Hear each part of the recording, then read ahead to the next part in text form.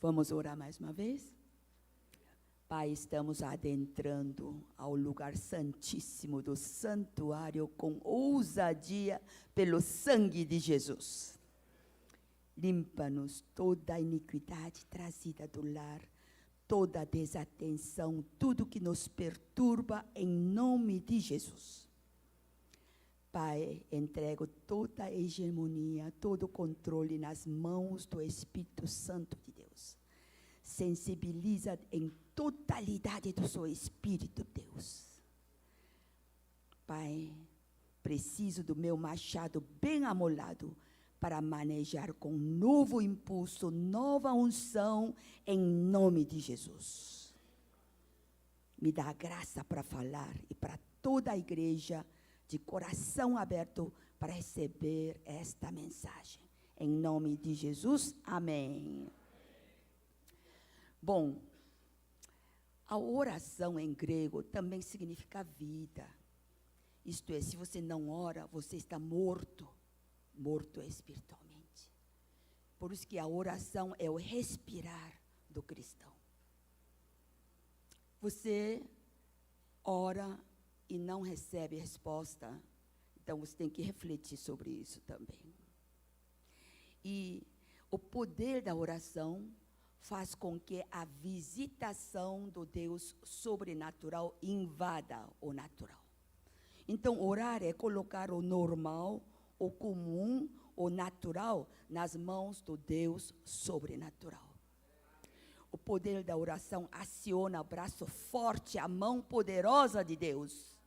É incontestável que Ele intervém quando oramos. O poder da oração vê o invisível, toca o intangível, alcança o impossível. A Coreia é evidência viva do poder da oração. Eu vou entregar o que o poder da oração fez, mudando uma nação, quarto país mais pobre do mundo, quando terminou a Guerra da Coreia em 1953. Felizmente, eu e meu marido nascemos após a guerra. E hoje, em 4, 5 décadas, se torna 10ª potência mundial. Como?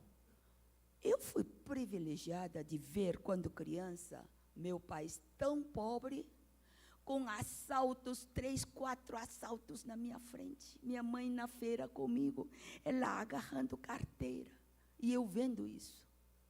Hoje, se você deixar uma carteira com $2.000, com o seu celular no banco, sei lá, no banheiro de um restaurante, ou naquele banco da espera do ônibus, não some.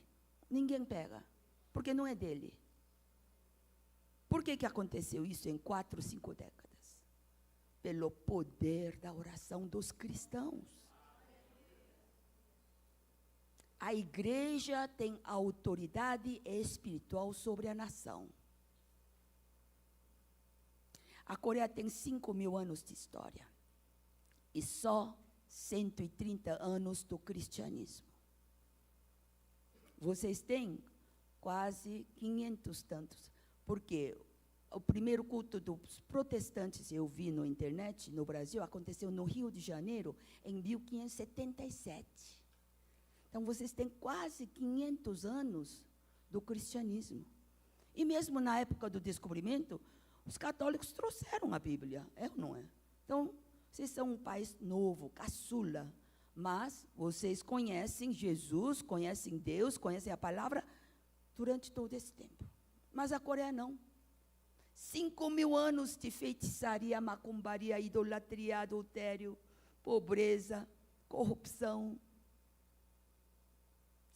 E durante 130 anos do cristianismo, mesmo nesse período tão curto, acontecem 3 crises na Coreia.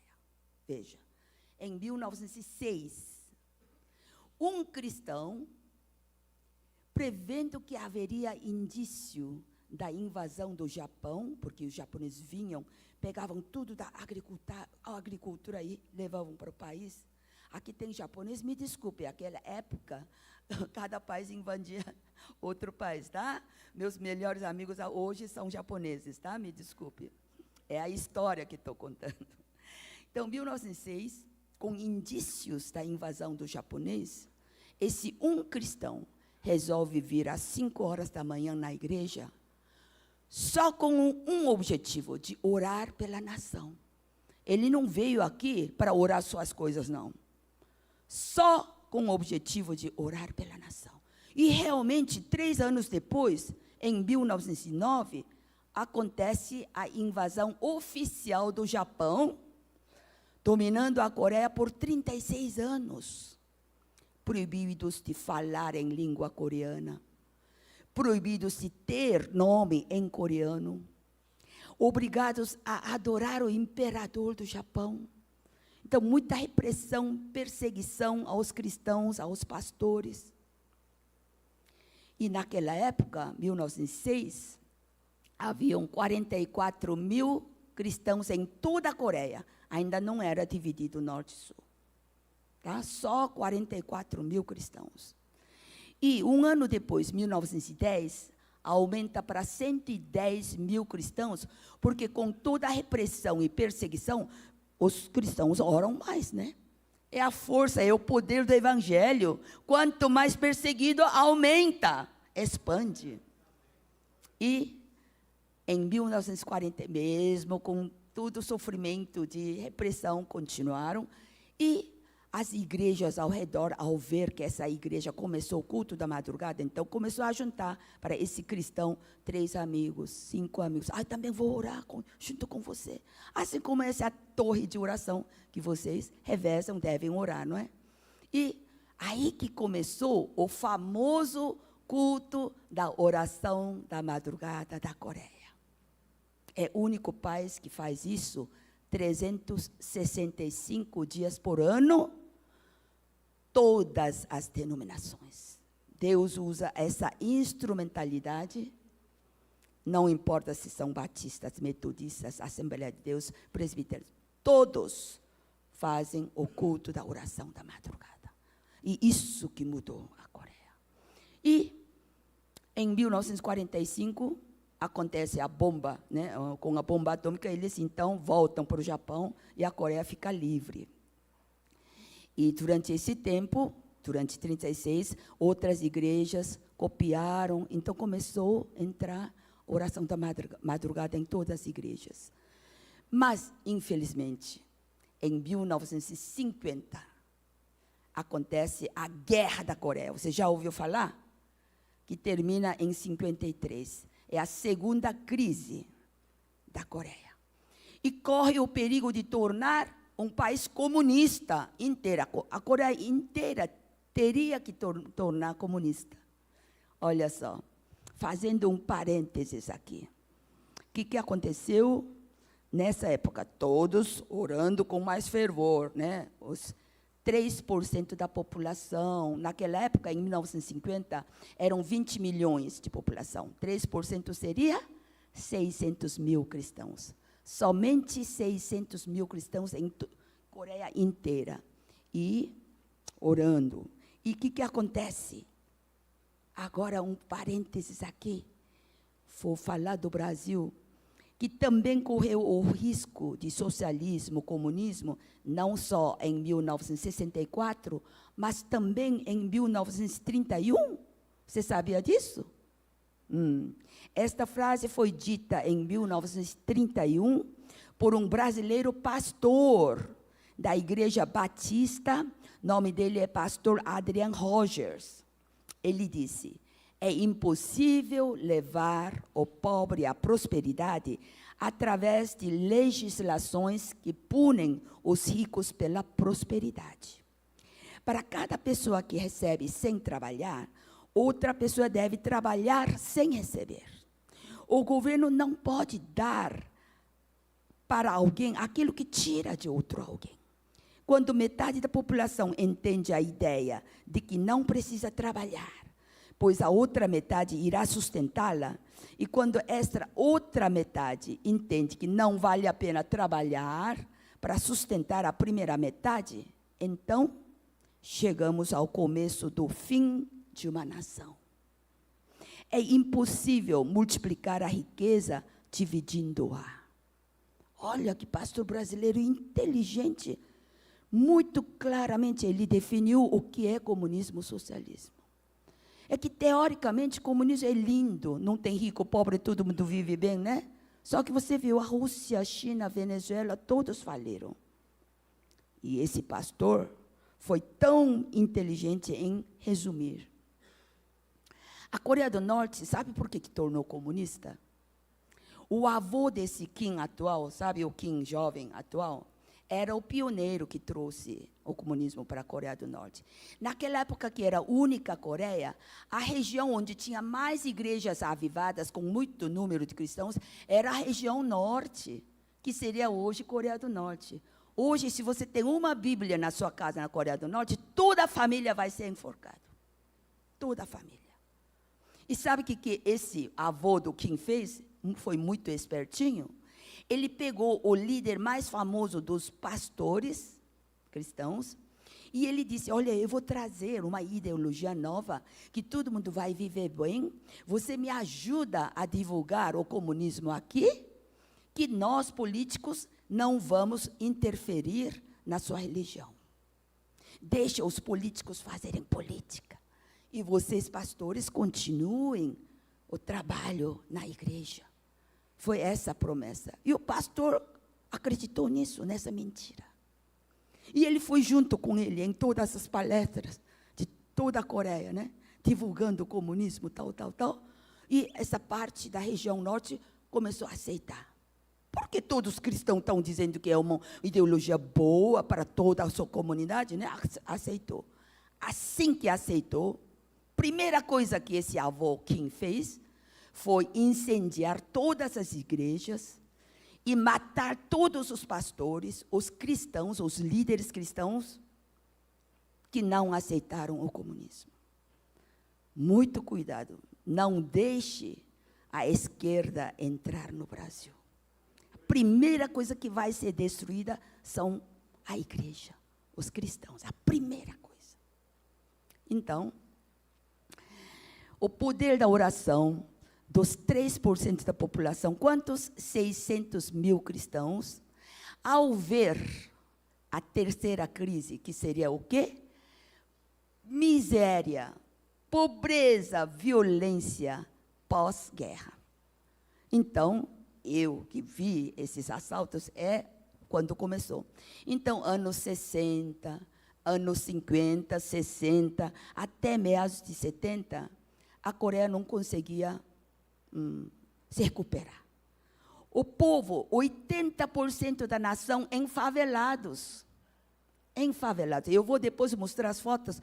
O que quer dizer uma favela coreana? Que em comparação com favela brasileira, a favela de vocês é de 5 estrelas. Vocês vão ver pelas fotos. Fome total. Tá, mas isso no final eu vou mostrar. Pode desligar. No final. Então, os 80% passando fome, comia casca de árvore. Sabe o que é amarga? Até vomita, faz diarreia.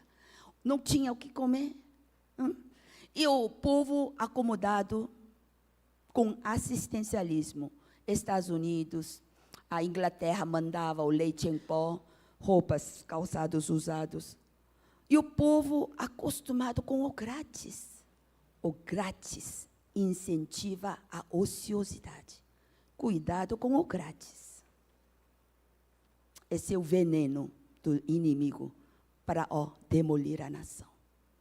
É claro, a pobreza gera revolta que produz a violência. Você passa fome 3 dias, pula o muro da vizinha. Pobreza gerou revolta que produz a violência. Essa é a regra.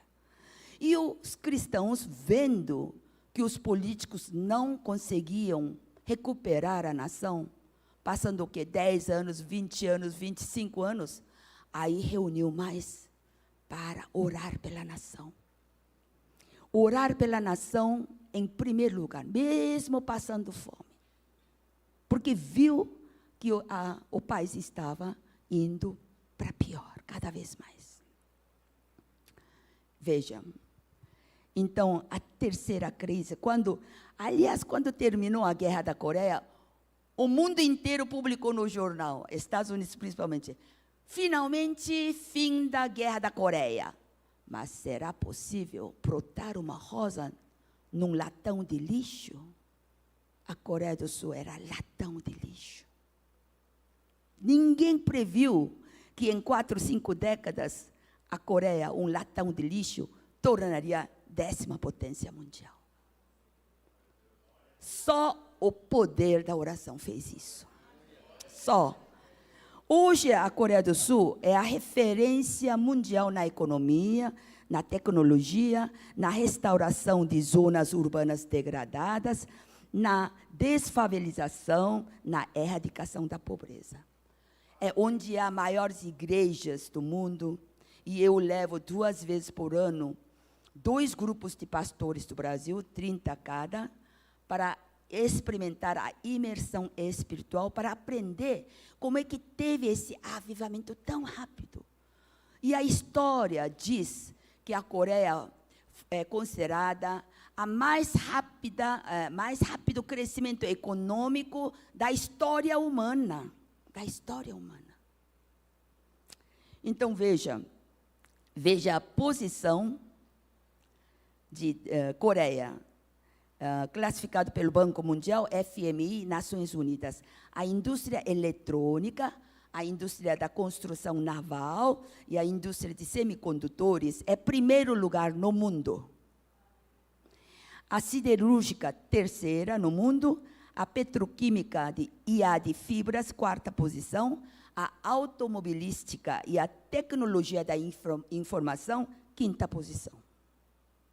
O IDH, que mede a qualidade de nível de educação do povo, a Coreia hoje ocupa 17º lugar.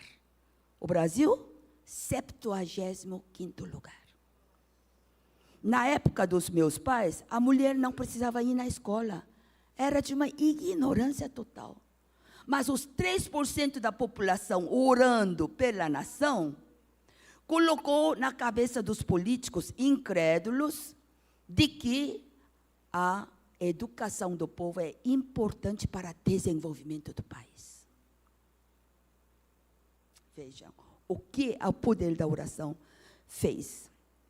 Então, a Coreia, do 4º país mais pobre, superou a pobreza, a violência, com o poder da oração, principalmente com foco na oração da madrugada, né? E Deus usa essa instrumentalidade. Orar pela nação é o DNA da igreja coreana. Mesmo hoje que a gente vive bem, a gente não vem assim, pai, me dá isso, me dá aquilo, me dá para meu cônjuge, meus filhos. Não. Primeiro é pela nação. Se você quer um futuro melhor, ou Brasil melhor, atual, o atalho é orar pela nação onde Deus fez você nascer. Você está dando voltas, se você só está pedindo suas coisas. Veja, nós cristãos temos a autoridade espiritual sobre a nação. Nós temos obrigação, o cristão tem obrigação de interferir pelo bem da nação. O cristão é responsável pelo destino do país. A Bíblia nos ordena a orar pelas autoridades. Onde? Na 1 Timóteo 2:2. Devemos orar, olha, é um dever. Devemos orar pelos reis e por todos os que estão em eminência, para que tenhamos uma vida quieta, sossegada, tranquila, pacífica, com dignidade. O que quer dizer? Quem são os reis? O presidente. Quem são os em eminência? Os ministros, senadores, os políticos, autoridades em geral. Para quê? Para ter uma vida quieta, sossegada. Sem medo de parar no sinal vermelho à noite. Sem precisar fazer as casas com muros altos, com arame farpado elétrico. Em outubro do ano passado, quando houve a eleição presidencial, em Estados Unidos, onde eu moro, e mesmo na Coreia, falou muito do fraude, houve fraude no Brasil, não houve. E eu chorava, orando pelo Brasil. Sabe o que Deus me disse? A verdade tem uma força, tem um poder extremamente forte de se auto-revelar. Por mais que eles tentem esconder, por mais prolongado tempo que seja, toda a verdade se auto-revelará. Você está continuando a viver no Brasil. Aqui na Bíblia, esse versículo não está dizendo assim: ore pelo presidente só se ele for de seu partido. Não está dizendo isso. Não está. Porque você está sujeito a viver na governança debaixo desse presidente que você não votou por 4 anos. Então, seja esperto, seja inteligente. A Bíblia também diz, o que é vida quieta, sossegada?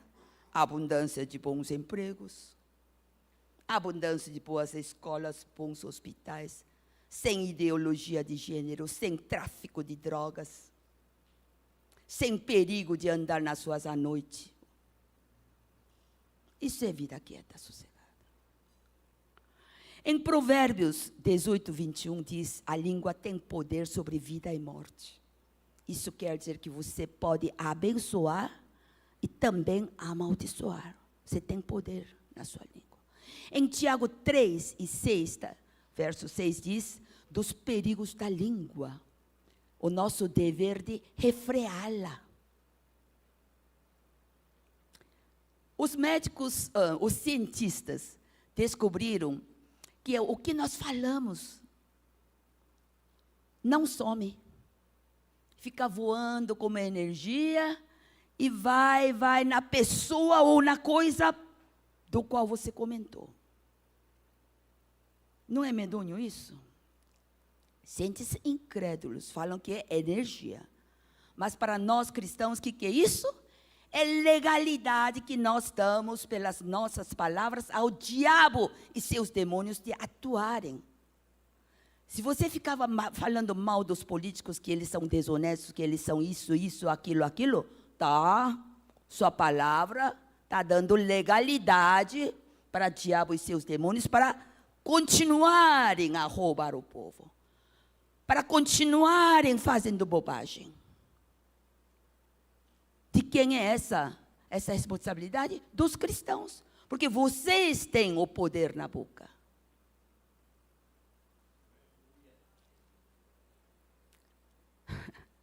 Você sabe, você é responsável pelo destino do Brasil.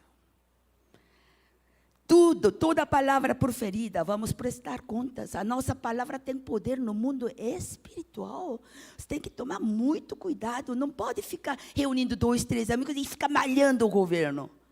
Você vai viver em 4 anos malhando o governo que vai fazer toda a bobagem e você debaixo da governança deles? Pensa.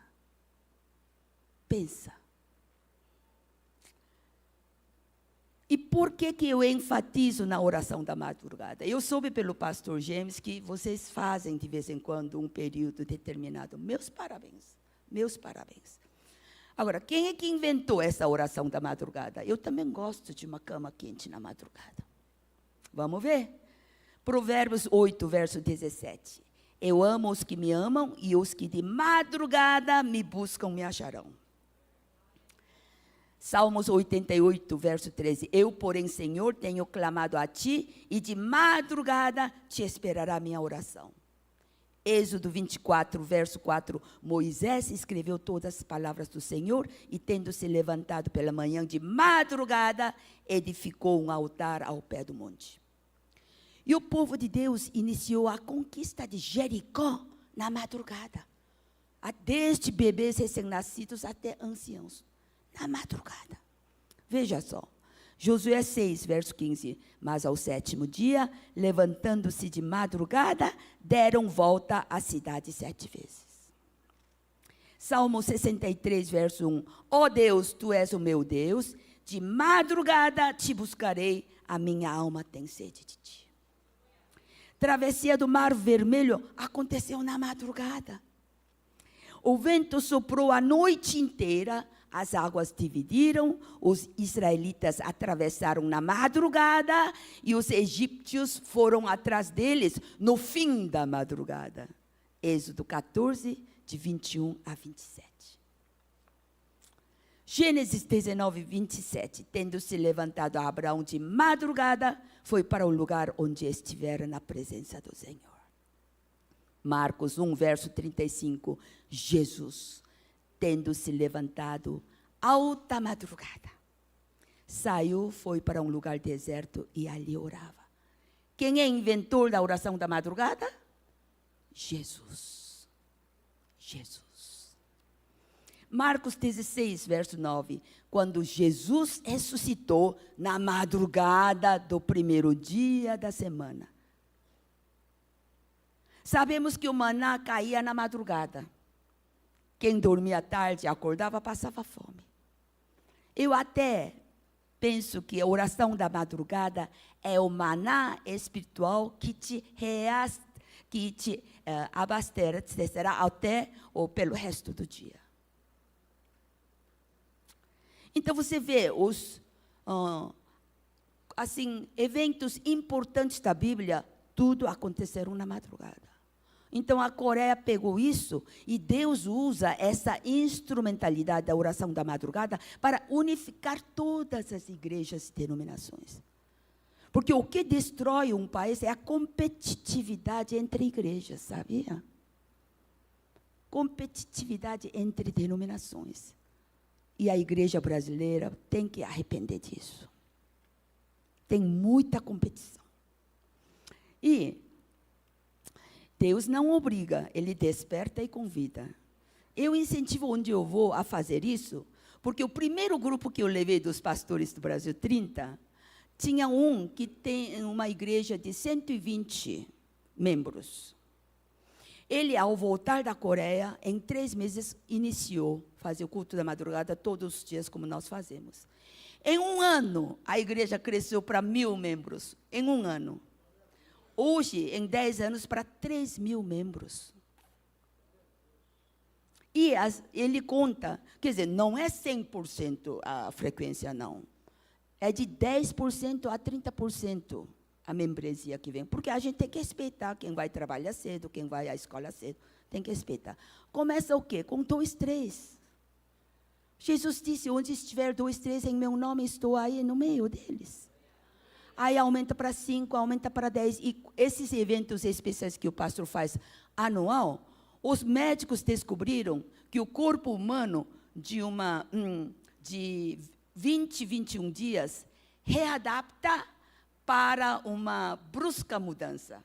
Entendeu? Quando você não está acostumado a acordar de madrugada, mas o pastor James resolve fazer, vamos fazer 21 dias especiais do culto da madrugada na entrada do ano, ou na época do vestibular. Aí vem até estudantes e até os pais.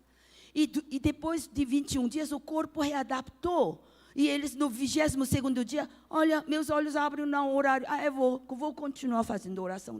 É assim que aumenta a membresia. A Coreia usa essa tática. Então, de 10 pessoas aumentou para 15, para 20, 25, 30, assim. Né? Tem igrejas na Coreia, 30% da membresia vem todos os dias fazer oração da madrugada. Porque eles começam a entrar na gloriosa presença do Espírito Santo. E começam a experimentar milagres na vida deles. Então, mesmo que você fale, largue, fique descansando. Não vai largar. Eles vêm com mais intensidade orar. E pela mudança da vida deles, as amigas ao redor, ela depois que frequentou a oração da madrugada, ela teve muitas bênçãos. Aí eu também vou. É assim, um incentiva o outro. Então, é como artilharia e infantaria. Você tem um pequeno grupo de artilheiros e o resto infantaria orando por eles também. Sabe? A oração da madrugada será o alicerce do reavivamento da sua fé, dessa igreja e da nação. é desfrutar da comunhão com Deus, é ter prazer em orar, é ter um nível maior de unção e ter a inspiração espiritual no nível maior. Amém? A oração da madrugada é entregar a primícia do dia ao Senhor. É formar um exército de intercessores para atear o fogo de avivamento na sua igreja e na nação, com mudanças efetivas na política, economia, principalmente na paz social, que é o que mais a gente vê a diferença do Brasil antigo e Brasil atual. Toda a crise de uma nação, antes de mais nada, é uma crise do relacionamento espiritual do povo com Deus. Toda a crise de um país, primeiro é uma crise do relacionamento espiritual do povo de Deus com Deus. Em 2 Crônicas 7,14, se o meu povo, que se chama pelo nome, se buscar, humilhar e orar e buscar a minha face, e converter dos seus maus caminhos, então, é condicional, então eu ouvirei dos céus, perdoarei os seus pecados e sararei a sua terra. Então, os 3% da população coreana, hoje já somos 30%, vocês também são 30%. Esse só 3% da população entendeu isso e começou a clamar a Deus. Assim, pediu perdão do quê?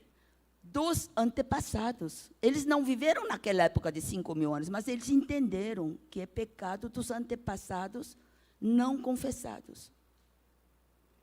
Da idolatria, da feitiçaria, era muita macumbaria na Coreia.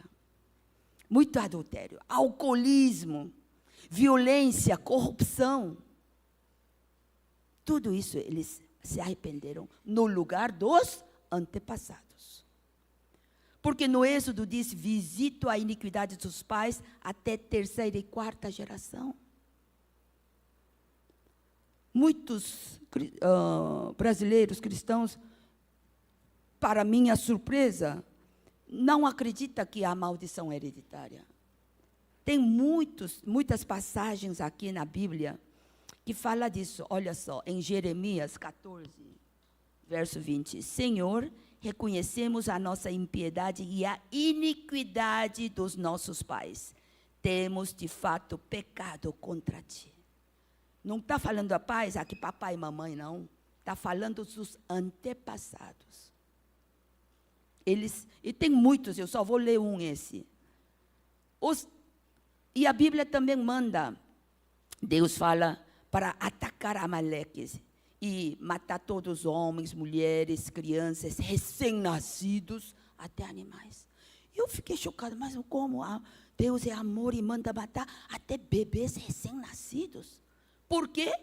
Ele lembrou o que aconteceu há 400 anos atrás, quando os antepassados amalequitas não deixaram os israelitas passarem pela terra deles no Êxodo, quando iam a Canaã.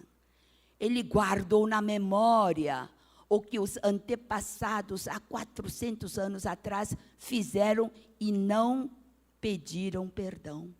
E isso trouxe destruição total de uma geração. Você entende o que é medonho? É medonho essa maldição hereditária. E tem cristãos que chegam para mim, Yun, eu não nasci de novo? Toda a maldição sumiu.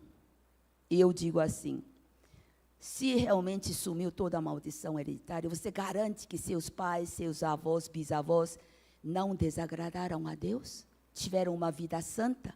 Eles não foram ao espiritismo consagrar a sua descendência ao diabo? Assim como nós consagramos nossos filhos ao Jesus Cristo, eles fazem o mesmo. E sabe por que cristãos é difícil de ser evangelizado? Porque eles falam, você é cristão, você é nova criatura, mas por que você tem os mesmos problemas que os meus? Se sua vida está limpa de maldição hereditária, porque você fica só na mesma tecla, eu nasci de novo, eu estou nova. Claro, você tem o passaporte de ir para o reino dos céus, isso sim, porque você aceitou Jesus como Salvador. Mas se você não quebrar a maldição hereditária, as pessoas vão dedar, você tem mesmo os problemas. E se você realmente não tem nenhuma maldição hereditária, só de ver sua vida tão maravilhosa, tão limpa, tão fantástica, as pessoas ao seu redor, sem você falar de Jesus, eles viriam à igreja, por causa que você é totalmente destacável, sem maldição hereditária. É ou não é?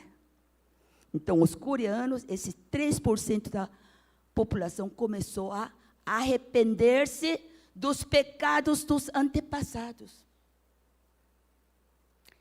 E quando eu venho para o Brasil 2 vezes ao ano, eu vendo as casas residenciais, que antes eu passava na rua, eu via cores das cortinas. Eu via a cor da sofá. Hoje, sumiram as casas residenciais, e eu pergunto, são essas que me parecem depósitos, com muros altos, com arame farpado. Até casa de pastor tinha esse muro alto com arame. O quê? Então o povo não respeita o pastor, e o pastor tem medo do povo? Aquilo me dói. Se eu vi a Coreia do Sul, quando criança, 4º país mais pobre, e na minha geração eu vejo 10ª potência mundial, e com muito agradecimento e orgulho, eu levo pastores do Brasil para lá. Em contrapartida, eu tenho que ver o Brasil, segundo melhor país para se viver no mundo, perdendo apenas dos Estados Unidos, quando eu vim para cá como filha de imigrante. Agora mudou dessa forma, me dói. E eu com olhos oblíquos puxados, eu tenho que falar isso para vocês brasileiros. Porque Deus sabe da cor do meu coração, verde e amarelo. Eu quero que vocês vejam isso. Eu orei ao vir aqui. Eu quero patriotas nessa igreja. Hoje, a partir de hoje, você tem que orar pela nação em primeiro lugar. O que adianta a gente pular de alegria, louvando aqui dentro de 4 paredes? Se você sai na rua para pegar seu carro, tem 3, 4 pivetes de tênis encostado no seu carro, você tem medo de chegar lá. O normal seria você chegar lá, oi meninos, esse é meu carro, posso pegar? Ou me desculpe, Senhor, esse seria o normal. Você fez a função de sal e luz e farol? Farol para iluminar. Uma vida cristã não pode passar por esta vida sem modificar para melhor as pessoas ao redor e a sua sociedade. Conheço muitos brasileiros que amam sua cidade, até seu estado, mas não amam o país.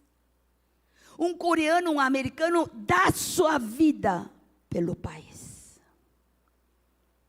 E você sabia que muitos invejam o Brasil?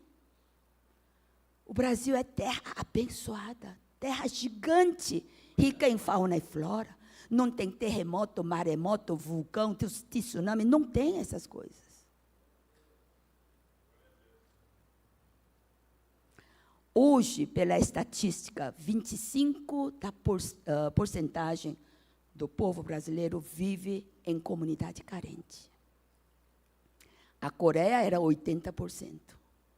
E só 3% começou a orar e mudou a Coreia de uma vez. Vocês são 30% e tem 25% da comunidade carente. Ainda não está tarde. Inicie a partir de hoje. E na sua geração, tenha esse privilégio, como eu tive, de ver o Brasil uma potência mundial. Meu marido teve que fazer esse vídeo, sabe por quê? Eu moro nos Estados Unidos e nossa igreja é de comunidade coreana. E eles estavam procurando um lugar para fazer missão. Aí eu cheguei para o pastor, eu falo português, tá? podemos construir um orfanato, 2 igrejas no Brasil, eu ajudo como Sim, eles concordaram. E nós fomos para uma cidade interior chamada Itapeva, em São Paulo. Lá não tem nem hotel, é pensão, é motel, assim, é uma cidade bem pacata. E com um orfanato e 2 igrejas, viemos para inaugurar. Aí eu fiquei muito feliz, o prefeito até veio, até aceitou Jesus em agradecimento, e eu saindo, indo para motel, umas 7 meninas, de 8, 9, 10, 11 anos de idade, me seguiram bem encostado de mim, e eu sorrindo para elas, né? Tá. E a maior fala comigo, me sequestra.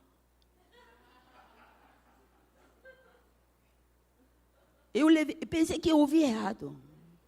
Como? Me sequestra para eu viver com a senhora na sua casa na América? E era uma palavra muito forte, saindo de uma menina.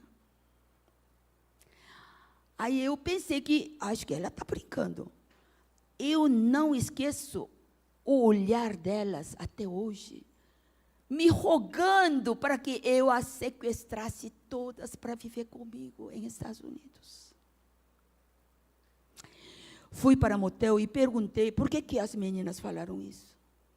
Aí o gerente me falou, elas sabem que aos 12 anos de idade, os pais delas vão vendê-las para prostituição para ganhar dinheiro. E elas estão desesperadas para sair dessa realidade. E falou sobre arrastão, sequestro falso, sequestro verdadeiro, Robin Hood, palavras que eu nunca ouvi. Naquela noite eu perdi apetite, perdi sono. E eu chorava. Pai, por que o Senhor faz eu ver um Brasil tão transformado para pior? Eu tinha mais uma semana da missão. Perdi apetite total. Perdi sono. De preocupação com um Brasil que eu amo. Que eu tenho orgulho de falar para meus amigos sobre o Brasil. Que eu vivi lá desde primário até faculdade. Aí, voltei para casa, meu marido até assustou que eu nunca venho magra de uma visita à obra de Deus no Brasil, porque eu gosto da comida brasileira. Por que você veio magra desse jeito? E de orgulho ferido eu não falei com ele logo. Falei 1 mês depois, guardando esse segredo só para mim. E quando eu falei, ele montou esse vídeo, que daqui a pouco vai ver. Quando eu comecei a orar pelo Brasil com mais ardor, Deus me mostrou 3 pecados do Brasil. 3 pecados. Primeiro, o maltrato que fizeram no descobrimento do Brasil com indígenas. Mas tem algumas igrejas que já estão arrependendo disso. Tudo bem, então, tudo bem. Segundo pecado, o maltrato aos descendentes africanos, escravos, os escravos. Terceiro pecado, que é o pior, que vocês estão sofrendo por causa desse pecado, é a negligência com nordestinos que vieram fugindo da seca à procura de melhor vida e emprego nas cidades grandes, nos anos fins de 60, 70 e 80. Eles não vieram aqui com intenção de tornar assaltantes, não. Eu era menina, 12, 13 anos de idade. E saía no jornal, nova favela aos arredores de suburbanas de São Paulo e Rio. Eu, favela? O que é isso, favela? Em 2 dias vinham militantes quebrar toda a favela, no intuito de fazê-los voltar para o Nordeste. Não voltavam. Voltavam em 2, 3 dias, não sei, estavam escondidos, e com tudo quebrado, eles remontavam, a favela ficava com favela feíssima. Eu não ficava triste porque era por causa da feiura da favela. Eu ficava triste, preocupada com o futuro da geração deles. Eu, sendo menina, eu previa o que vai ser a geração futura deles. Assaltantes. A Coreia do Norte, vocês ouvem refugiados, né, que fogem para o sul porque muita miséria, fome, eles vêm com alguns grãos de milho no estômago. Tanta miséria aqui. Sabe quantos refugiados norte-coreanos tem agora vivendo no sul? 30 mil. 30 mil refugiados. E sabe o que a Coreia do Sul faz? Quando eles vêm, primeira coisa, levam para o médico, hospital, para fazer uma checagem, porque eles vêm esqueléticos, doentes. E dá logo seria o RNE daqui, né? O permanente. Você é bem-vindo, você é igual nós, é o nosso povo.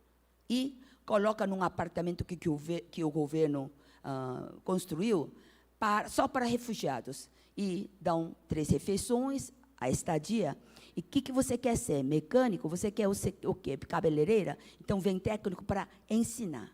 Mas por um tempo limitado, senão eles ficam para sempre lá, né? Não pode. Grátis incentiva a ociosidade. Então, aprende rápido o mecânico para ser cabeleireira e ajuda a ganhar o novo emprego, porque eles não sabem o que é banco, não sabem o que é abrir conta no banco, não sabem o que é televisão, rádio, celular, Wi-Fi, não sabem nada. Não sabem nada. Eles ensinam. Daí, ganhando o emprego, aí você tem que ceder seu apartamento para um novo refugiado. Por que a Coreia do Sul fez isso? Se não fizer, vão tornar o quê? 30 mil assaltantes. 30 mil assaltantes. Eu, quando pequena, eu ficava com dor no coração. Por que adultos brasileiros não ajudam esses nordestinos que vieram à procura de nova vida, novo trabalho? Eu ficava assim, encucada com isso. Deus disse, se tivesse urbanizado, humanizado para os nordestinos, o Brasil seria totalmente diferente hoje. É disso que vocês têm que arrepender. Você não vai me dizer, eu não estava lá naquela época que os nordestinos vieram. Não, a Bíblia está dizendo, os pecados dos seus antepassados não confessados, você está usufruindo o quê? Dos resultados negativos dos pecados não confessados deles. Então, você pode confessar no lugar deles. Entendeu? Você sabe qual é a sua função? Veja, agora vamos, esse projeto que se chama Novo Bairro. Sabe como é que aconteceu isso? É que, como 20 anos, 25 anos, a Coreia continuava o 4º país mais pobre do mundo, e os 3 cristãos orando, para dar discernimento, inteligência para o presidente, para os políticos. O presidente um dia resolve, vou visitar as favelas. Eu quero saber porque os meus projetos todos deram errado. Projeto A, B, C, D, tudo deu errado. Por quê? Porque queria dar gratuito. Agora, ele chega numa favela diferente. Estava todo mundo trabalhando. Não estavam passando fome. Aí ele ficou assim, essa favela é diferente. Aí o líder veio assim, obrigado por sua visita, presidente. Por que aqui está todo mundo trabalhando sem passar fome? Aí esse líder fala assim, é que eu pesquisei por 4 anos como prolongar a conservação da batata doce de algumas semanas para 1 ano, com o único intuito de tirar da fome e da vida ociosa o meu povo carente. Olha, um cristão com amor à sua favela pesquisou 4 anos. Então, estava ensinando isso gratuitamente para as pessoas e todo mundo plantando batata doce e se alimentando e trabalhando. Então, o presidente ficou impressionado. Quer tomar uma água na minha casa humilde? Sim, vamos lá. Aí ele chegou na casa humilde, viu um quartinho pequeno com uma coisa escrita na parede. Sabe o que estava escrito? Fique despreocupada, minha pátria. Estou orando por ti. Aí ele falou, o que é isso? Ah, é que eu sou cristão, eu venho todos os dias, 5 da manhã, nesse quartinho, para orar pela minha pátria. Aí o presidente ficou impressionado. Agora, ele aprendeu algo, o quê? Que não pode dar grátis para o povo carente. Tem que bolar um projeto que faça eles trabalharem. Aí, do trabalho árduo, eles vão comer o pão de cada dia. E bola um projeto que deu maior sucesso na Coreia. E está sendo escola para outros países do mundo. E vamos assistir isso. Pode botar. Projeto SEMAL foi feito em 1970, que significa novo bairro, nova vila ou nova comunidade. Próximo.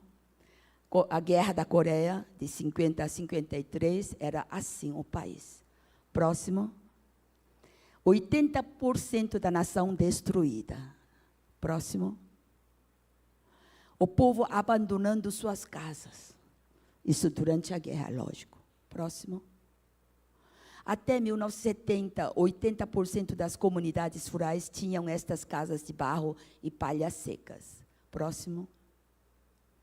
Vivendo sem água e sem eletricidade. Olha a mulher pegando água no poço. Próximo. Casa de barro e palha seca. Você vendo de perto, é tudo com fungos pretos. Olha, tudo com fungo. Sabe o que é isso? Pinico. Onde faz pipi, pupu e jogava na rua. Próximo. Próximo. A maioria do povo coreano passava fome. Essa é a cozinha, olha só. Parede tudo enegrecido com fungo. E o pinico na sala. Próximo.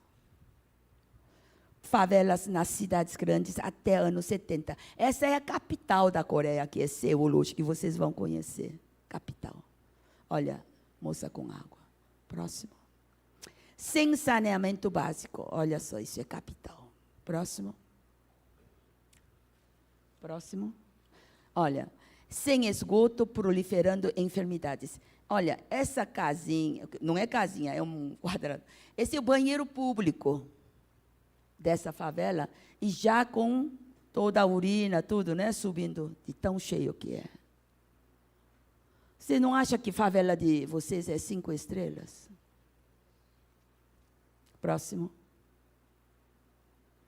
Rua sem asfaltamento, isso é a capital. Próximo. Próximo, ok. Iniciaram educando o povo sobre o projeto e também educando o povo na alfabetização. Por quê? Os 3% da população começou a orar para que os políticos tenham discernimento. Próximo. Projeto SEMAL iniciou em 70, moradores construindo ponte. Então, chega a uma favela, o que vocês mais precisam aqui? Ah, nós precisamos de uma ponte, porque esse riacho, tudo podre, está dando doenças para crianças. Ah, é? Então, escolhe 4 jovens inteligentes. Então, a favela escolhe 4 jovens.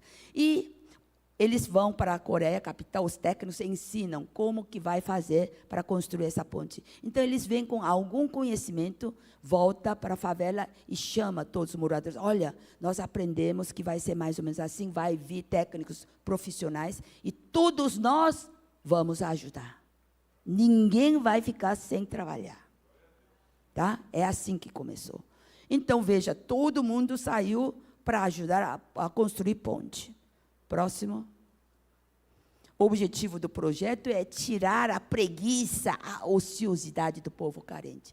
Olha, as mulheres também, com touca na cabeça, ajudando. Todos têm que trabalhar. Próximo. Cooperando mutuamente. Olha, a favela inteira se mexendo. Próximo. Esse é o presidente daquela época. É incrédulo, hein? Ele tinha até segunda esposa. Mas não importa, seja incrédulo, se foi eleito presidente, se os cristãos oram por ele, Deus usa. Porque ele tem aquela função de ser o líder da nação. Deus usa. Tá, ele trabalhando com o povo. Próximo. Aí, visitando na reforma de telhados. Veja aqui, de sapé e barro, e lá já tem telhado subindo. Se hoje é sua casa, a favela inteira vem para demolir e em um dia consegue levantar uma casa nova. Amanhã é sua casa, depois é sua casa, assim. Se a rua fica toda pronta, aí vai pavimentar a rua com cimento. Próximo. Paisagem da comunidade rural até 70, antes de iniciar o projeto SEMAR. Antes. Próximo. Agora, mudou para isso. Mudou. Depois da reforma habitacional. Aí, o governo vem premiar, colocando ruas asfaltadas e com saneamento. Próximo. Aí, o governo expandia e pavimentava rodovias, ligando entre cidades. Agora já não é mais favela, é cidade mesmo. Próximo. Resultado do projeto, fábricas e armazéns construídos. Esse projeto, em 7 anos, tirou toda a paisagem de favela. Sumiu. 7 anos demorou. De casas de barro, sapê, para casas decentes de cimento e telha. Só 7 anos.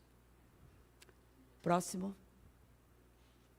Instruindo o povo na agricultura, toda a família trabalhando. O que dá aqui? Tomate está bem. Então vem técnicos para ensinar como que vai produzir 3, 4 vezes mais essa produção de tomate. Então, essa favela começa a vender tomate para outras vilas e começa a construir biblioteca, etc. Próximo. Instruindo o uso da terra em diversidade. A Coreia é pequena. Quando os coreanos vêm aqui no Brasil, quando vê do avião terras verde, tudo parado, eles falam, por que o brasileiro não usa terra parada? Aí eu falei, acho que porque eles são ricos em extensão. Vocês são 90 vezes maior do que Coreia. Às vezes, de barriga cheia, não tem vontade de se mexer. Cheio de frutas tropicais. Acho que aqui não morre de fome, não, né? Tem manga caído, tem abacate caído, mamão, coco. É uma abundância de comida, né? Talvez será isso, não sei. Próximo.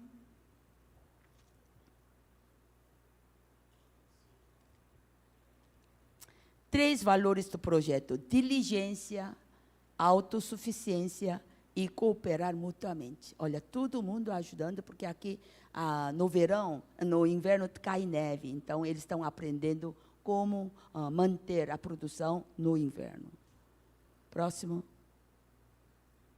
A agrícola revolucionou e em 74, olha só, começou em 70, em 4 anos atingiu já níveis sem precedentes. Esses são os técnicos, esse de chapéu verde, são os técnicos ajudando ensinando como manter a agricultura em produção multiplicar. Próximo. E capacitando profissionalmente também, porque tem jovens que não querem trabalhar na agricultura, quer aprender mecânica, então eles vêm ensinar. Próximo. Aqui tinha muitas moças. O que vocês querem aprender? Corte e costura. Aí vinham técnicas para aprender, para ensinar, estimulando a ganhar própria renda. Própria renda. Próximo. Aqui, trabalhando em conjunto para levantar fundos da vila. Próximo. Aqui eram senhoras, essa favela senhora. O que vocês querem aprender? Olha, crochê. Então, essa favela ficou famosa em crochê, vendiam para ganhar os fundos da vila. É motivar a seguir uma vida honesta e produtiva. Próximo. Economia da reciclagem para levantar fundos para bairro.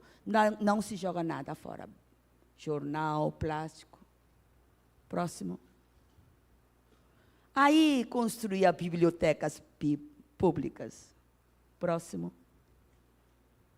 Projeto SEMAR, 57% investimento do governo. Claro, o governo tinha que dar cimento, areia, ferragens, claro. 32% empresas privadas que ainda sobraram, que não sofreram grandes danos. Para eles, tanto faz pagar o imposto para o governo ou ajudar esse projeto. Então, eles ajudavam. Agora, de propósito, deixa 11% para o próprio morador, financiado a longo prazo. Por quê? Não pode dar nada grátis. Tem que fazer ele se sentir responsável e procurar um trabalho, nem que seja de pedreiro, de faxineira, tem que trabalhar. Mas, para facilitar, só deixou 11%. Financiado a longo prazo, para estimular a trabalhar. Veja o antes. A mesma casa aqui, rua alagada de água, barro e palha, né? E depois ficou uma casa bonita de cimento e telha. E a rua asfaltada. Antes e depois desse projeto. Próximo. 63 mil líderes, políticos, agrônomos, sociólogos, líderes das comunidades das carentes, de 148 países, foram à Coreia aprender esse projeto. África, Ásia, Oriente Médio, até Estados Unidos. O presidente Obama visitava Maryland, é uma cidade perto de Washington, que são descendentes de africanos escravos. Aí ele vendo comunidade, por que vocês não vão na Coreia do Sul aprender de um projeto de desfavelização? E eles foram também. Agora, essa escola, Projeto Semaó, só abriu a pedido dos países estrangeiros, porque a Coreia tinha fechado. Em 7 anos, né, acabou com as favelas. Não precisava ter mais escola. Fechou. Mas o mundo inteiro, vendo a Coreia ter aquele rápido crescimento econômico, começaram a perguntar, como é que vocês conseguiram erradicação da pobreza e desfavelização? Aí um projeto que em 7 anos acabou com... Mas que projeto? Ensina para nós. Aí que teve que abrir a escola só para estrangeiros. Até queria levar brasileiros para aprender isso. Próximo. Agora, olha, Rio Cheonggyecheon, em Seul, vou levar para esse rio para vocês verem. Coreia, essa foto é de 68, um recente impacto para o mundo. Olha, as favelas, esse rio é pior que Rio Tietê. Podre, fedorento. Lá também tem, porque eu estou preocupada que vocês não conseguem ver. Então, próximo. Pobreza e a ociosidade geram revolta que produz a violência. Os menores ficam expostos à criminalidade. Olha os menores aqui, brincando. Rio podre, fedorento. Próximo. Olha, a favela coreana. Veja como que é. Rio superpoluído, proliferando enfermidades com alto índice de mortalidade infantil. Olha, crianças brincando aqui. Próximo.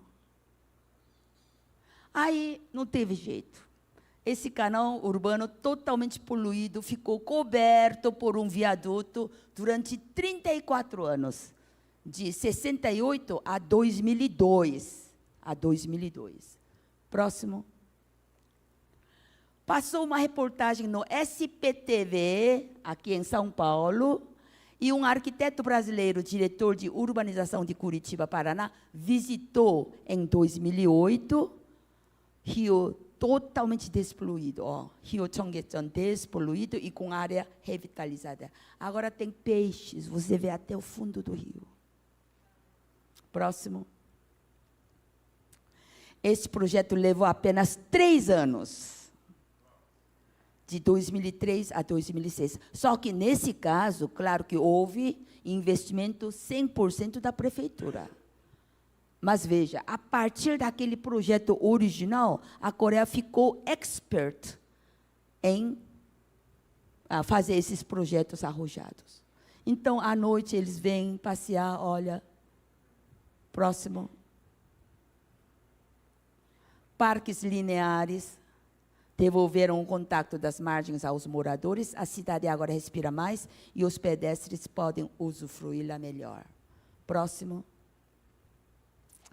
Projeto que tornou uma realidade assegurar a melhoria da qualidade de vida a partir de paisagem restaurada. Então, à noite, eles tocam música clássica, as famílias vêm aqui botar os pés na água.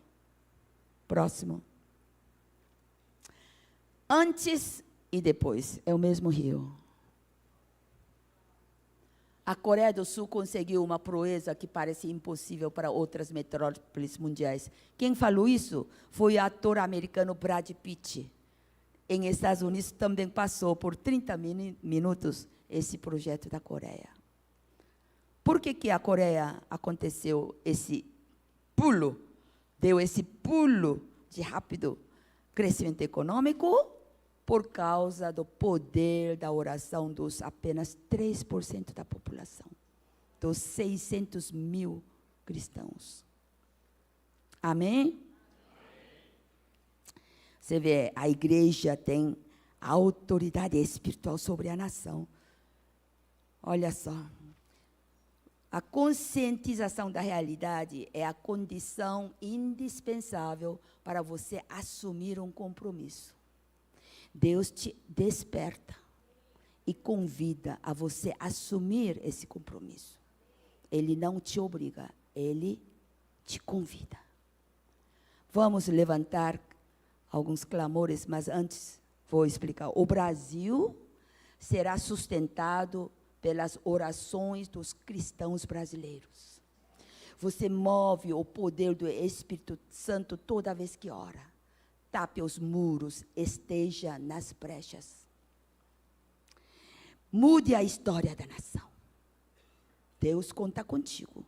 Forme um exército de guerreiros de oração para atear o fogo de avivamento com mudanças efetivas, principalmente na paz social. Se você fica atônito, perplexo com o que acontece nas ruas onde você mora, você tem que assumir esse compromisso com grande alegria. Então, tomemos uma atitude. Você só reaver se ama de verdade. Ore, use o poder da oração em relação à nação que Deus fez você nascer. A terra responderá a sua oração e você será feliz nela. Amém? Vamos levantar e vamos clamar a Deus. 요구한다면. Vamos clamar. Todos, uma mão no coração, outro para o reino. Na autoridade concedida pelo nome de Jesus, pode repetir. Na autoridade concedida pelo nome de Jesus, eu cancelo, anulo todas as palavras negativas, torpes, maldizeres, de acusação, críticas, desrespeito, desestímulo, pronunciadas da minha boca contra o governo e políticos e autoridades do Brasil, em nome de Jesus. Outro, na autoridade concedida pelo nome de Jesus, eu abençoo e encorajo todos os políticos e autoridades do Brasil com sabedoria divina, com discernimento, com honestidade, moral e ética, com temor a Deus, amando e preocupando com o povo e a nação, exercendo o cargo lhes incumbido, com responsabilidade, em nome de Jesus. Em poderoso nome de Jesus, toda a operação, todas as estratégias do diabo e seus demônios sejam interrompidas, sejam banidas, sejam extirpadas. Parem de vez com suas manobras nos setores da política, da economia e paz social do Brasil. Agora profetizo vitórias do Senhor Jesus. Vitórias do Senhor Jesus no Brasil, e ministro renovo, transformações, milagres nos cenários político, econômico e principalmente na paz social, em nome de Jesus. Amém. Brasil.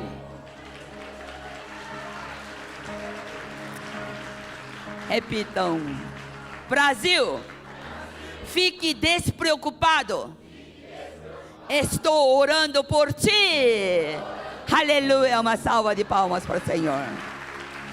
Podem se sentar.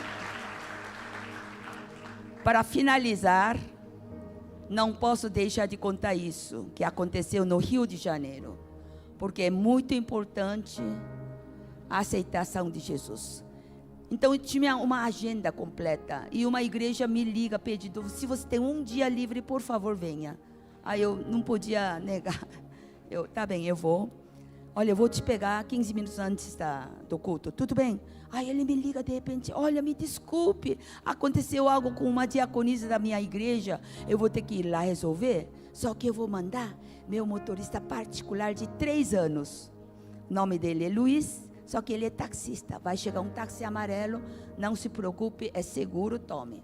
Tá bom, eu desci, chegou o táxi. Luiz, tá, entrei. E Deus fala comigo: fale de mim para Luiz. Aí eu desobedeci. Eu falei assim: pai, ele é motorista particular de 3 anos, de um pastor de uma grande igreja, ele deve ser membro da igreja. Desobedeci. Logo Deus fala mais forte comigo, como se batesse no meu peito: fale de mim. Eu levei um susto. Oh, Luiz, há quanto tempo você é membro dessa igreja? E ele fez assim, ó, dirigindo só, olhou assim um pouquinho para mim: senhora, não me fale sobre Jesus, igreja, Deus, tudo isso é para gente preguiçosa, gente rica que não tem nada que fazer. Eu tenho que trabalhar, sustentar meus pais idosos, meu irmão doente. Não me fale. Esse pastor está me tentando levar para aquela igreja há 3 anos, não vou botar meu pé nessa igreja. Ele era bravo. Aí eu fiquei assim: Luiz, eu sei o que você está falando, porque eu era pior que você, eu era mais teimosa do que você, mas Deus foi misericordioso, me curou de muitas doenças, inclusive de câncer. Eu moro em Estados Unidos e venho para o Brasil só para entregar testemunho nas igrejas. Você só ouve 10 minutos, se não gostar pode sair. Aí, não senhora, vou trabalhar. Tá. Senhor, viu? Eu falei, agora é sua vez. Só falei isso. Aí chegamos logo na igreja. Tchau, obrigada, Luiz. Aí ele desceu sem jeito assim. Tá, só 10 minutos, né? Ô, Luiz, vem aqui. Peguei a mão dele e botei no meio da igreja. Aí esqueci dele. Era uma quinta-feira, chovendo, e tinha tanta gente nessa igreja grande, né? Aí eu entreguei todo o testemunho e fiz o apelo: quem quer aceitar Jesus pode vir aqui na frente. E o Luiz foi o primeiro a levantar e veio na frente. E vieram uns 10 junto com ele. Aí o pastor que estava sentado na primeira fila, ele ficou com olhos arregalados, subiu: me empresta esse microfone, peraí.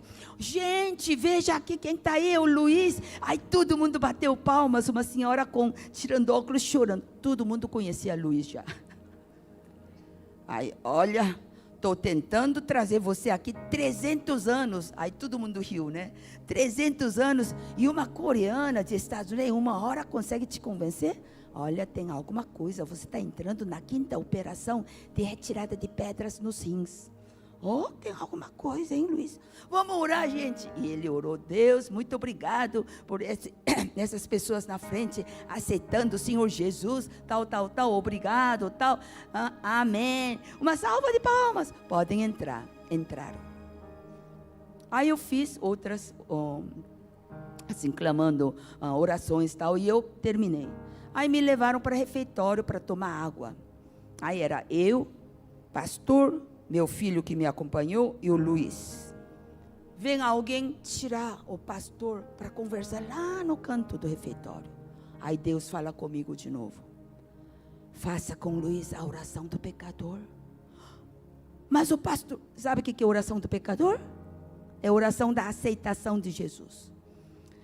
Pai, o pastor fez no meu lugar, por isso que eu não fiz. Aí Deus fala assim: não, Na empolgação, o pastor fez da boca dele representando eles. Não fez da maneira que Luiz repetisse pela sua própria boca. E em um segundo ele me mostra o assunto que o pastor orou e realmente não fez. Aí eu olhei rápido para o pastor, porque eu ficaria constrangida, ele também, ao ver que eu estou fazendo uma oração que ele pensa que fez e não fez. Aí vi ele ainda ocupado, eu falei assim: Luiz, não demora 1 minuto, é muito importante, você repete o que eu vou falar? Ele, sim, agora ele estava manso. Aí eu fiz 1 por 1. Quando fiz amém, Deus me disse: agora sim. E me inundou de uma paz. Aí eu entendi como é importante a pessoa fazer pela sua própria boca. Aí ele me levou para o hotel. Aí ele me dá um cartão. Quanto que vai vir de volta para Rio? Daqui a 3 meses. Olha, quando chegar, me liga que eu vou largar todos os meus passageiros. Vou ser seu motorista particular. Eu falei, tá bom. Aí voltei para os Estados Unidos e 3 meses após eu volto para Rio. Primeira coisa que eu faço, cheguei no hotel. Luiz, estou de volta. Aqui é Afonso, irmão do Luiz. Posso falar com o Luiz? Ele morreu. Quando? Chorei. Na retirada de operação de pedras nos rins. Deu infecção. Ficou hospitalizado por 1 mês. E o médico disse que não tem mais chance. E toda a família chorando ao redor da cama dele. Meus pais idosos, todos irmãos. E o Luiz não chorava, até sorria, dizendo, não chorem. Estou indo para o lugar mais maravilhoso que a coreana dos Estados Unidos me apresentou. Estou indo primeiro e vocês vêm depois de mim. Estamos muito curiosos em saber essa coreana dos Estados Unidos. Aí eu disse, sou eu. Você vai falar alguma igreja amanhã? Sim, naquela igreja tal praça. Posso levar toda a minha família? Sim, claro. Pode vir aqui bem na frente para eu reconhecê-los. Reconheci na hora que todos tinham a mesma cara do Luiz. E todos receberam Jesus Cristo naquela noite. Sabe por que eu chorei quando ele disse que Luiz morreu? Eu não chorei porque ele morreu. Eu chorei pela imensidão do amor de Deus, detalhista, por preocupar por uma alma. Deus sabia que Luiz era teimoso em não obedecer ao pastor. Então Deus inventou um problema com uma diaconisa para que o pastor não viesse me pegar, para que eu tomasse o táxi do Luiz. Deus sabia que o pastor, na empolgação, fez a oração da boca dele, não do Luiz. Então Deus tirou o pastor lá no canto, para que eu tenha liberdade de fazer essa oração com o Luiz. E para salvar toda a família dele. Deus sabia que ele morreria nessa operação. Eu fui usada apenas no último instante. Tenho certeza que foram 3 anos de oração e intercessão desse pastor em favor ao Luiz. Se você tem alguém que você ainda está orando e não está aceitando Jesus, pode continuar sem desistir, que Deus vai inventar um plano para salvar ele ou ela. Veja, esse amor individual, detalhista, imensidão do amor de Deus por uma alma, é esse amor que Ele tem por você, por você, por você.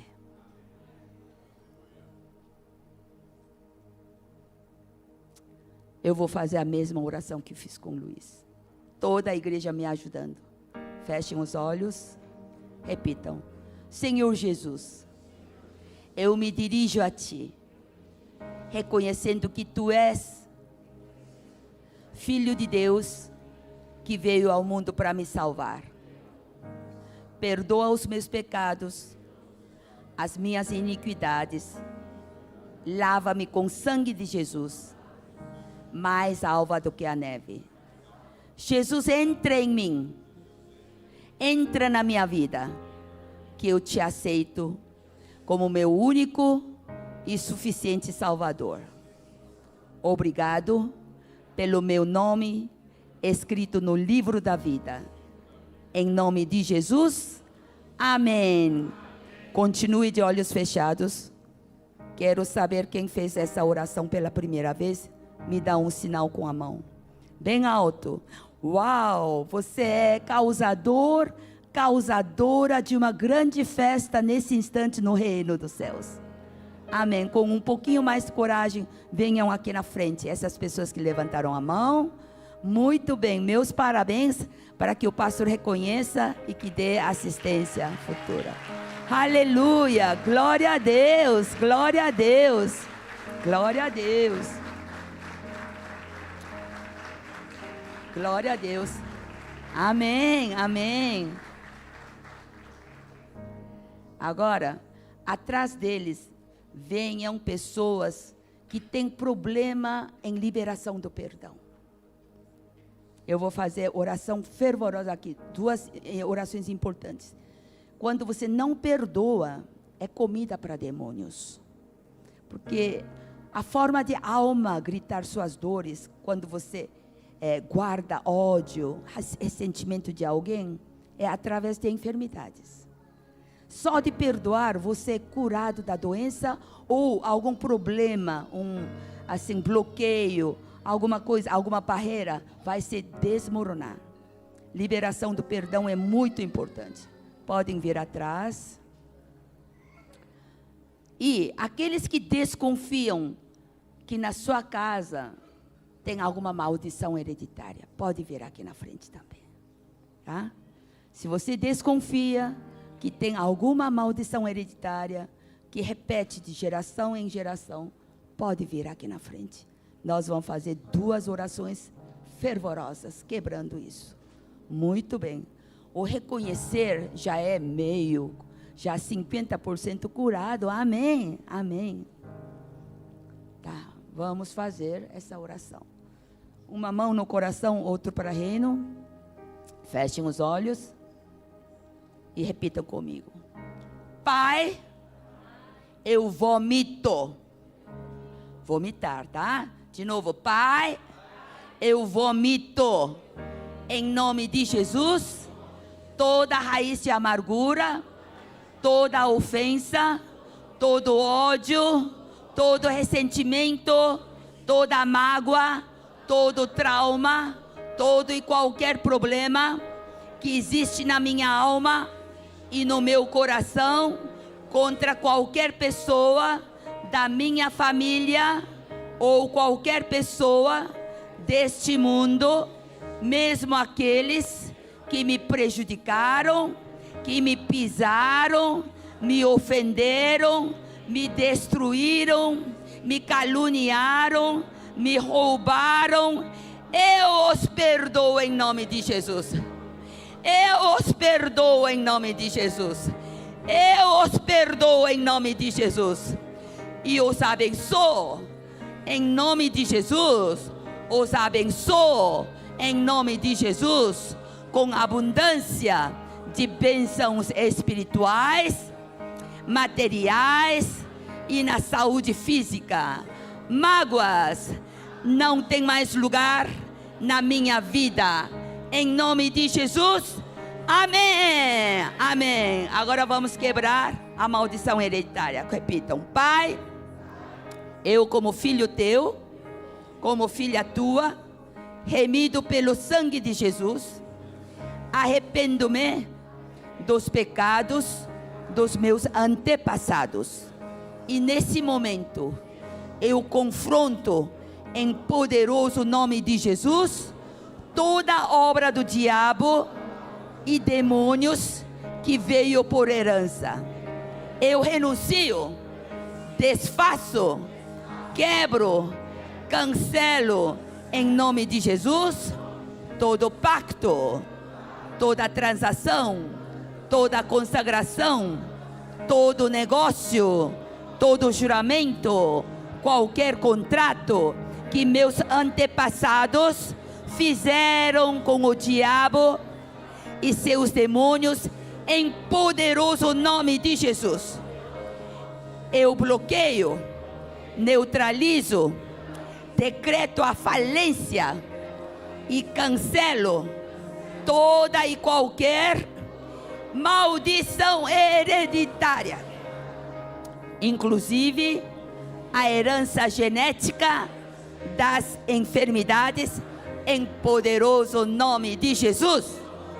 E eu me consagro somente para Jesus Cristo, o meu espírito, a minha alma e o meu corpo, em poderoso nome de Jesus. Aleluia, uma salva de palmas para o Senhor. Amém, aleluia, aleluia. Você tem alguma enfermidade no corpo? Pode colocar a mão onde dói, onde tem enfermidade. Aqueles que não têm, pode colocar no coração as tuas mãos. Vamos orar. Levando Ele mesmo em seu corpo os nossos pecados sobre o madeiro, e pelas suas feridas fomos curados. Temos poder para pisar serpentes e escorpiões e toda a força do inimigo, e nada me fará dano algum. Onde estiver espírito de enfermidade, dores no corpo, na cabeça, problema nos olhos, nos ouvidos, na faringe, na laringe, no estômago, esôfago, nos pulmões, no coração, no fígado, nas pâncreas, na tireoide, nos intestinos, nos ossos, nos nervos, na pele, qualquer problema de enfermidade. E também todo tipo de diabetes, pressão alta, todo tipo de problema de respiração, em nome de Jesus, sejam banidos, extirpados, cancelados, neutralizados, expulsos dos nossos corpos e do corpo dos nossos entes queridos. Câncer, todo tipo de câncer, onde tu estás, eu te acho, eu te ordeno que parem de crescer, regrida, retroceda na marcha regressiva e suma do nosso corpo, suma fora do nosso corpo e do corpo dos nossos entes queridos. Pai, abençoa a nossa vida. Queremos saúde e tranquilidade familiar. Pai, queremos ter uma vida tão maravilhosa como a que o Senhor planejou para cada um de nós. Que nós possamos atrair, aonde nós formos, Deus para outros. Nós queremos ser o exemplar para outros também aceitarem Jesus como nós aceitamos. Pai, muito obrigado pelo nosso encontro, que seja de um fortalecimento de nossa fé e a determinação cada vez mais firme em seguir Senhor Jesus. Em nome de Jesus, amém, amém, aleluia. Uma salva de palmas para o Senhor.